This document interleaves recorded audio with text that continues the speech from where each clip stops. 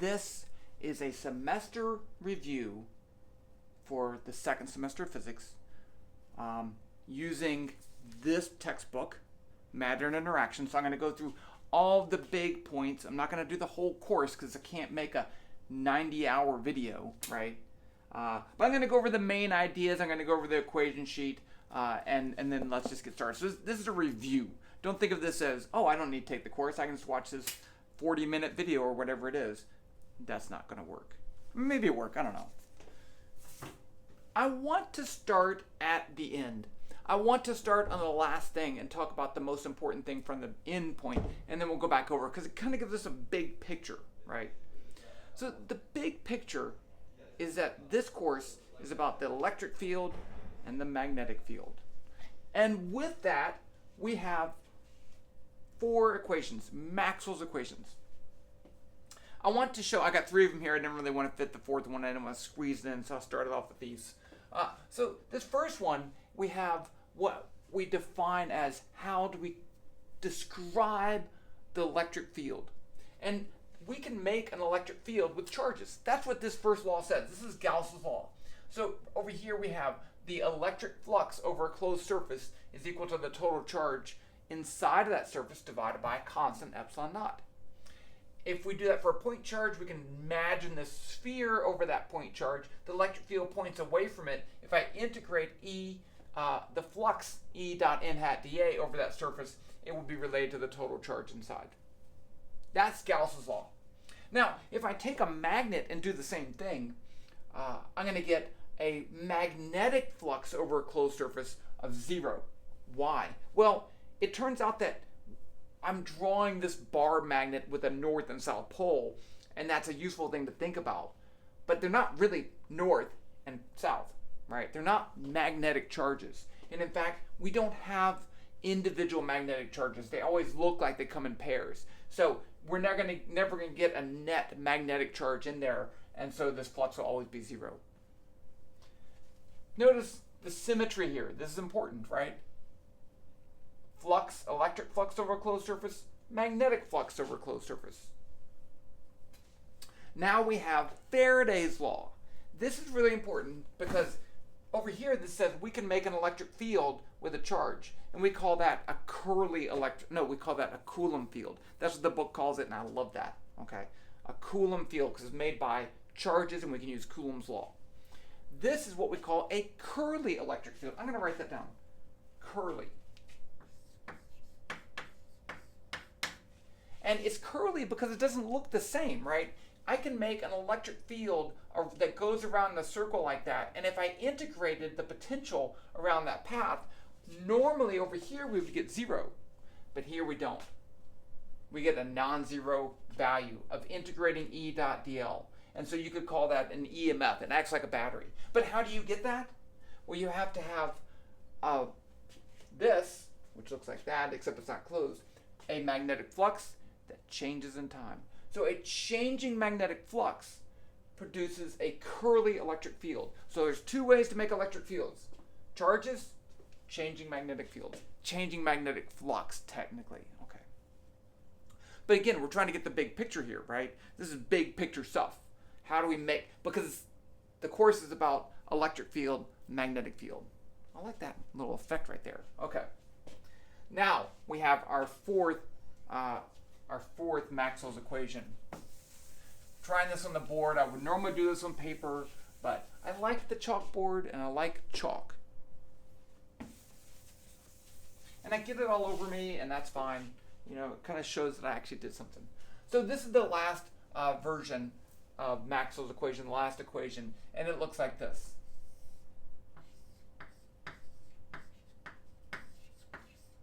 So again, that looks like Faraday's law, right? That's the path integral of B dot dl. It says that we can make a curly magnetic field. How do we make that? Well, I can make that with mu naught, which is a constant, times the current passing through that surface. That's Ampere's law right there. Or there's another way. Mu naught epsilon naught, oh, I forgot my thing, d dt E dot n hat dA. Symmetry, right? So I can make a curly magnetic field. That's electric flux changing electric flux. And you do have a different constant out there, okay? So I can make magnetic field two ways. Moving charges or changing electric field. Now, why don't I have that term in Faraday's law? I would have that term. It would be the magnetic charge current, which we don't have, right? So there's no such thing, so you don't have that corresponding term. In free space, where there's no charges, everything looks very symmetrical, and that's how we get electromagnetic waves.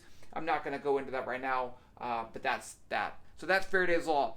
And really, we get down to the important things. Number one, curly electric fields by changing magnetic fields, electric fields by charges, magnetic fields by current, magnetic fields by changing electric fields. See, that was the whole course, and that was only what? I don't have my time on here. That was 6 minutes. Done. You did the whole course. Okay. Now let's go back to the beginning. I have here an equation sheet that comes with the book. And I'm really just going to go through the most important one of these equation sheets. I'm putting up here because I forget stuff too. Okay. Let's just get into it. The first thing that we start with is the electric field due to a point charge. That was the first thing.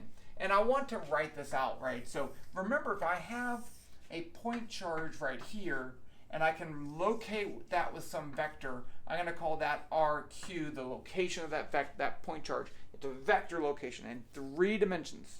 Okay. And now I want to find the electric field over here at what I'm going to call RO, the observation position, and I need to find this vector, R, and this is my electric field, E. I can find that electric field, the vector value of that electric field, E. Well, first of all, I need to find that vector R. So R is RO minus RQ. This is important, right? Because we don't always have our charges at the origin. So we can't just say the location where we want to find it. We actually have to find the vector from that charge to the observation location. And it's just a difference of these two vectors, so it's not too bad. Once I find that, I do need to find 2 other things. I need to find the magnitude of that vector. So the magnitude of R is going to be the square root of Rx squared plus Ry squared plus Rz squared. All right, that's how you find and those are the x, y, z components. That's how you find the magnitude of a vector. The other thing I need to find is R hat. R hat is a unit vector. It's equal to the vector R divided by the magnitude of the vector R. So this tells us just the direction of that vector is very, very useful, very important. And with that, I can write the electric field due to this point charge as E as 1 over 4 pi epsilon naught. Am I running out of room? No, I'm good. I feel crunched for space, but I got plenty of space. So E, let me be bolder. 1 over 4 pi epsilon naught Q R hat over the magnitude of R squared. So that's how we find the electric field due to a point charge for any single point charge anywhere in space with the electric observation location anywhere in space. Okay. Now, it is sometimes useful to write this instead of R hat, putting this as R over R and the magnitude of R, and you can write it like this: 1 over 4 pi epsilon naught Q R over the magnitude of R cubed, right? So all I'll do is just say R hat is R over R magnitude, and you get that. And that way you don't have to find the unit vector. Okay. Now, what if I have 2 point charges? What if I have 2 point charges? How do I find the electric field?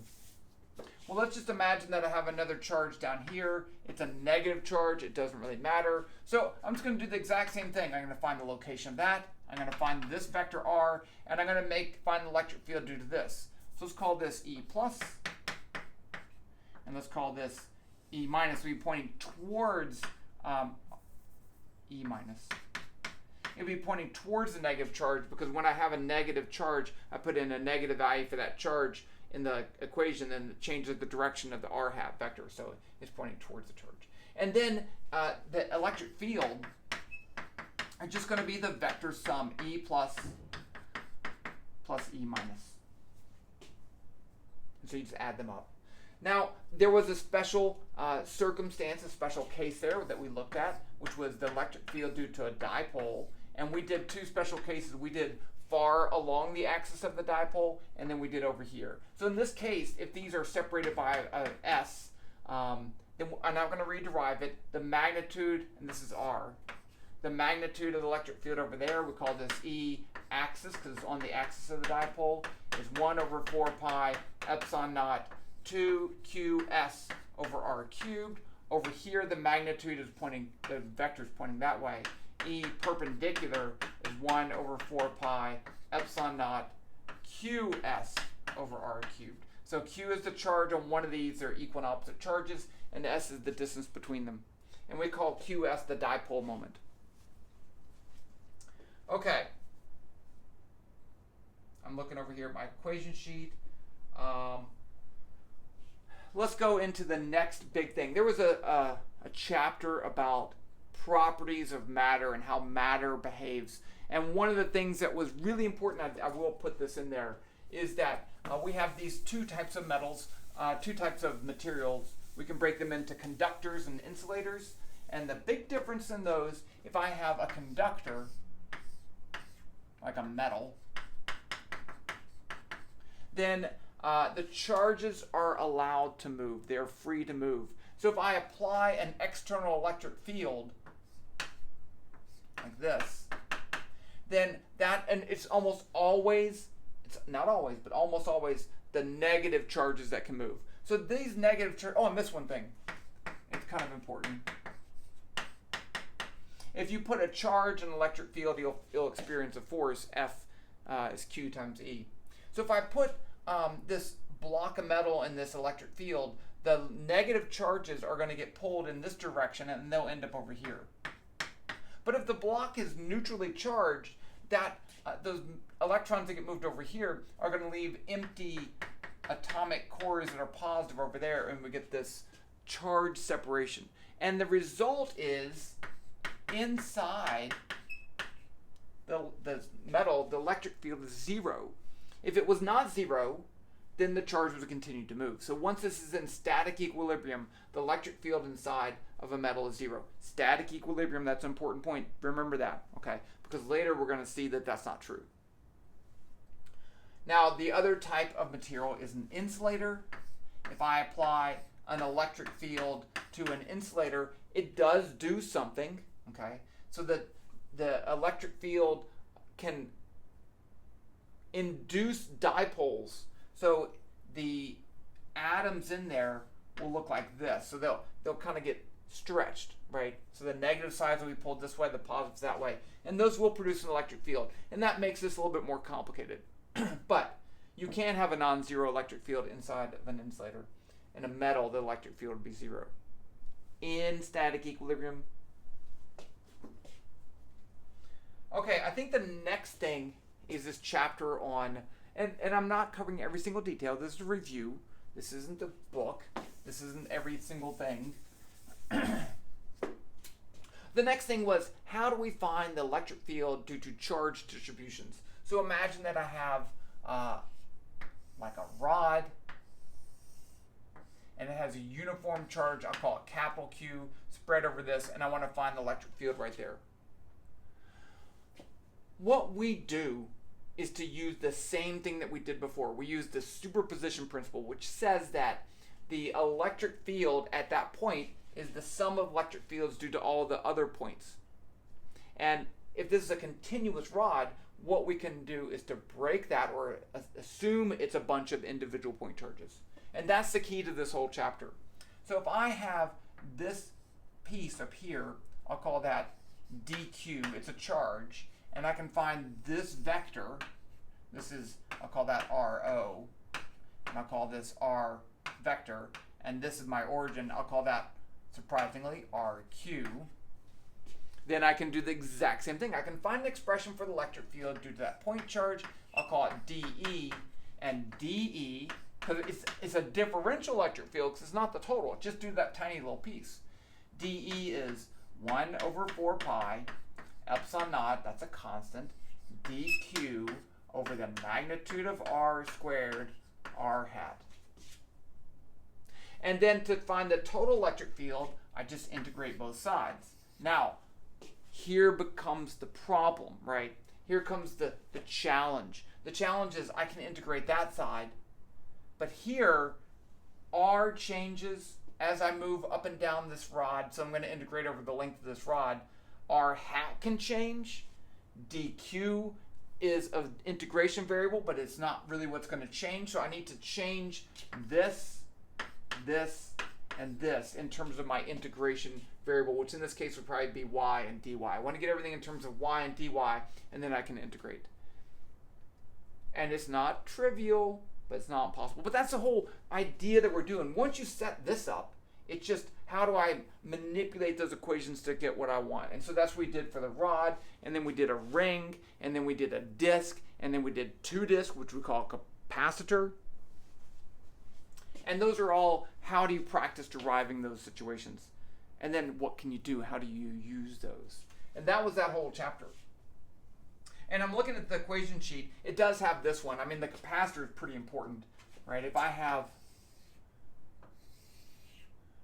positive charge over here on a plate, and then I have negative charges over there, and I add those two electric fields due to those charges together, we get an electric field that looks like this. And it's very constant. If those plates are close together, it's constant-ish. And the magnitude of that electric field inside of there is Q over A over epsilon naught. It's right. Or is it 2? Yeah. And so this is the area A. This is the charge Q. And it doesn't, the separation distance S isn't super important. We'll look at that later when we talk about capacitors though. But the capacitor is important because how do we make constant electric fields? Constant electric fields. Okay. Which makes things a lot easier to calculate if you have a constant electric field. Okay, there's a lot of equations on that sheet that just deal with results, right? What is the electric field due to a disk? What is the electric field due to a ring and all that stuff? Next. What was the next thing?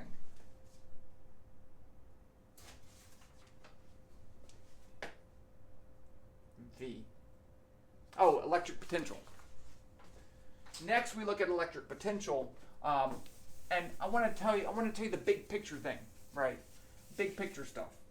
The big picture is, in your previous course, you said this. This is the work energy principle. That's energy, not electric field. This says that the work done on some system is the change in energy of that system. And what we did was to look at certain types of changes in certain types of work, like the work done by gravity. And since it did not depend on the path, it only depended on the endpoints. Remember, we defined work as the integral from point 1 to 2 of f dot dl. So it's a path integral. It could be complicated. But if it doesn't depend on the path, it only depends on the points, then we can take that work, move it to the other side, and call it a potential energy. So any potential energy, delta U, is negative because we moved it to the other side, 1 to 2 f dot dl. Well, we can do that for the electric force because the electric force is conservative due to a point charge. Okay. And if I do that, I can say delta U is negative 0.1 to 0.2. The force, which is QE dot dl.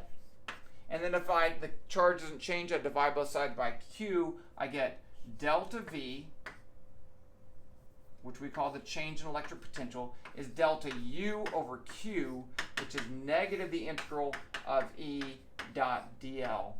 And I just want to emphasize that negative sign there. Why is it negative? It's negative because it's a potential energy. And potential energies have that negative sign because they really work.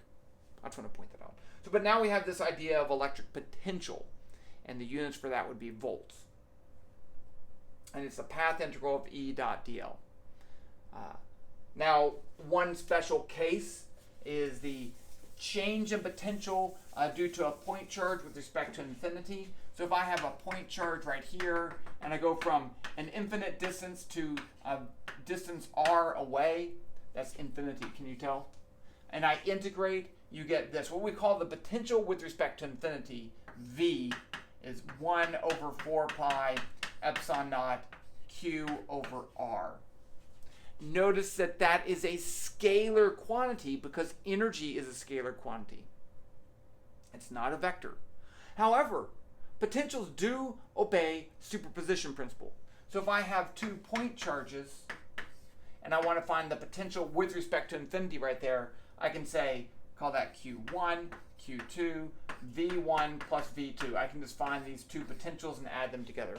I don't have to worry about directions. I don't have to worry about unit vectors. So that makes it pretty nice right there. But remember, the potential is really potential energy per charge. So if you want to find how something changes in energy going through some gap, you could use a change in potential. We use potential a lot in circuits. The next thing was a magnetic field. Okay.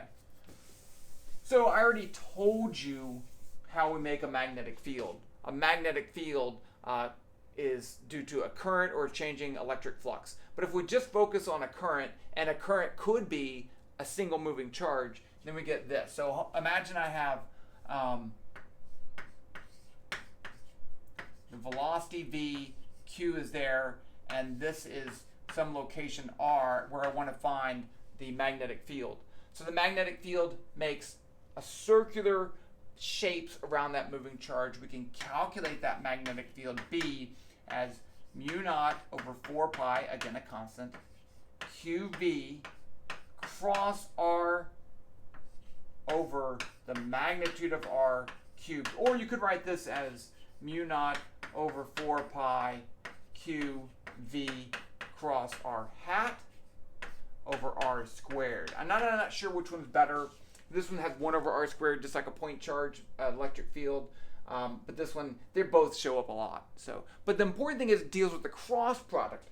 So the cross product, if I have 2 vectors, A cross B equals C, there's a couple of important things. First, you can calculate, I'm not going to write it out, you can calculate this as using their components. You can get, if I know the vector A, the vector B, I can get the vector C. There's a formula for that. But the magnitude of the vector C is equal to the magnitude of vector A times the magnitude of vector B times the sine of the angle between them. Also, the vector C is perpendicular to both vector A and vector B. And there's only 2 possible choices there. So if I have A and B like that, the only 2 vectors in 3-dimensional space that's perpendicular to both of those are a vector that comes out of the board. We draw vectors coming out of the board as a dot with a circle because it's an arrow coming straight towards you, or into the board, which is an arrow going straight away from you. And you're looking at the feathers of it. Those are the only 2 that are perpendicular to both of those. And we use our right hand rule to determine which one of those is correct. So if you take your right hand and let your fingers cross through vector A and then B, your thumb will point in the direction of the resultant. So in this case, it would be into the board. This comes up a lot. Okay, we do a lot of cross product stuff, and it's in 3 dimensions inherently. I actually built this, and you should build one too. Okay, so this says, I wrote this as, well, QV cross B. So this would be A, B, and C. QV cross R hat, and that would be B. Okay, so you can see how that's going to look. And it gets in the weeds about the 3D thing because people have trouble translating from paper to 3D. But that's the magnetic field due to a point charge. And then we can do the same thing, right? We can do the same thing we did before. What if I have a line of charge moving, which we call an electric current? I can say, here's my wire, and I can break this into little pieces, delta L with a current I, and I delta L is equal to QV. It's the same thing, because remember, I is dq dt. So it's the rate of change, the flow of charge. And then you can find the magnetic field due to that piece and then integrate over the whole thing, and we get the magnetic field due to a wire. And in this case, the magnitude of that is mu naught over 4 pi 2I 2 B wire 2I over R. That's right. Where R is the distance away. But again, that's a derived result in that equation I give you. And then what would the magnetic field look like? Well, if the wire is coming out of the paper this way, that's not paper, that's a board. Then you put your thumb in the direction of the current, your fingers of your right hand move and show the direction of the magnetic field. So it makes a circular path. Like that. Sorry about that. Squeaky. Okay, that's the magnetic field due to a moving charge. Circuits. Okay. There's a lot of stuff in circuits, so I'm going to give them two big ideas, very big ideas. So imagine that I have a battery. Batteries are essentially like parallel plate capacitors with a conveyor belt in between them that keep charge separation. So it's like a permanently charged capacitor. And then I have a wire. And then it gets to a skinny wire, and then gets back to a thick wire, like that. So we can have a current in there because of an electric field.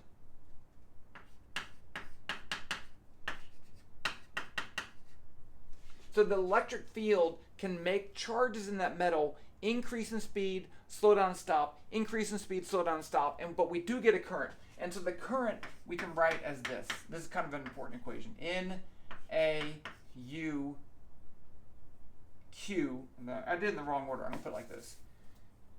Q-N-A-U-E. So this is the charge, the value of the charge carrier. N is the number of the charge carrier density. So how many chargers per cubic meter. A is the cross-sectional area. Just like a bigger pipe, you have more water flowing. A wider wire would have more water flowing. U is the electron mobility. It's a relationship between the drift velocity and the electric field. And then that's the electric field inside of there. With that, we have two rules. The loop rule. I'm this dumb chalk. I thought it was good chalk. Let's see if I just... Maybe. Okay. Loop. It's going to be, it says delta V loop 0. If I go around any closed loop in a circuit and I integrate E dot dl, then I get 0. Okay. So I can do that here. If I assume constant electric fields in these wires, then I have the voltage across the battery, and I'll write that as EMF, which stands for electromotive force, which is not a force, minus E1 L1 minus E2 L2 minus E3 L3 is equal to 0. So remember, the electric field has that negative change in potential if you're going in the same direction of the electric field. So all these have to add up to 0, and it tells me something about the electric field. The other big rule is the junction rule that says I in equals I out. So if I take any point in space, the current coming into that line is equal to the current coming out. So that tells me something about the electric field here and there have to be the same, and I can set this Q1 N1 equal Q2 N2 A2 U2 E2, right? Those have to be true because the current E2 in wire 2 and wire 1 have to be the same. And with those two things, you can solve a bunch of problems. Now, we can pull a lot of these things with the electric field and the length of the wire and the area of the wire and all these things to write the voltage drop across a wire. Delta V is IR, where R is the resistance of the wire, and R is equal to L over sigma A. So sigma is the conductivity of the wire, L is the length of the wire, A is the cross-sectional area of the wire. And that's the way you would normally traditionally see that thing. I didn't talk about capacitors. I should mention that really quickly. If you have a capacitor, the voltage across a capacitor, we define capacitance as Q over delta V. It's the ratio of charge to voltage for any object. We usually talk about parallel plate capacitors. And so if you put a capacitor in a circuit, weird things happen, awesome things happen, because as current flows into the capacitor, the charge changes, so the voltage changes too. So, okay, that's circuits. That's a lot of stuff in circuits. But circuits is not the big deal, right? It's electric field, it's magnetic field. Those are the big deals. Circuits is just like a side quest. Okay, that's like from a video game. I don't really play video games. I used to. Okay. Where are we? Circuits, magnetic force. I'm going to jump to the Lorentz force because we've already talked about the electric force. So the Lorentz force is the force on a particle in an electric and magnetic field. F QE plus QV cross B. So this is important because we can have both a force due to the electric field, a force due to the magnetic field.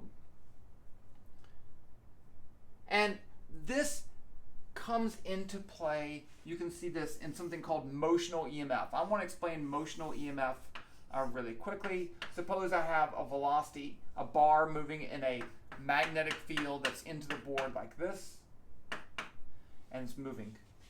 Well, that bar has negative and positive charges in there because it's a metal, if I'm assuming it's a metal. And so as that bar moves, these charges are moving with that velocity v.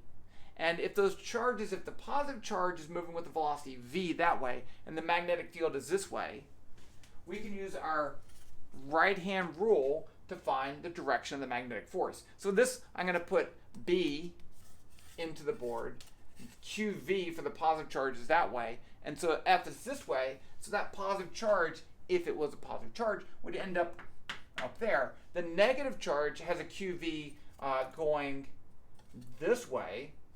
Let's see, so it'd be this way. So it gets pushed down here, like that. So I get a charge separation. That charge separation is going to make an electric field going from here down to there. So now these charges are going to experience two forces on them.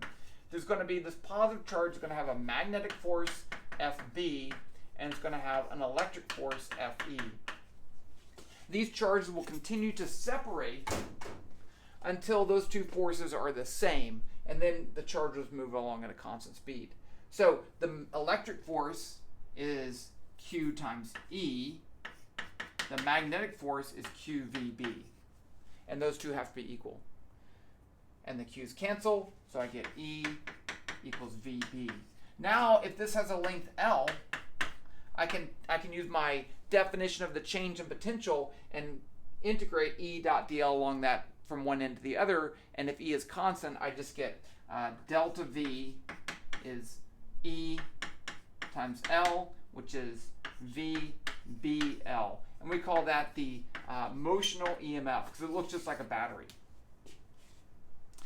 And then you can use that for things like the Hall effect. You can use that for velocity selectors. There's a bunch of applications of the same idea. You actually can explain this too with Faraday's law by imagining that this cuts out some new area over here, so you have a changing magnetic flux that depends on the velocity, and you get the same thing. I think we are done. Let's see. There was a couple other equations on here that are kind of interesting. Again, more side quests. I have this one. These are the ones I left out. I like this one though. So this is the power dissipated by a circuit element. If you have current running through something and a change in potential, then it's going to produce power, which is again the rate of change of energy in watts or joules per second. What else did I miss? I can't see. I think I'm pretty good. The book does have the thing about Snell's law and stuff like that, more light stuff, but it's really crammed into the last chapter, and it deserves its own chapter. But I think they were just kind of like, hey, we need to be done with this because I think if you understand Maxwell's equations, the 4 equations very well, that sets you up for a lot of really important stuff for future classes in optics and in, of course, electromagnetic interactions and things like that. So, okay. I think that's it. Hope you found that useful.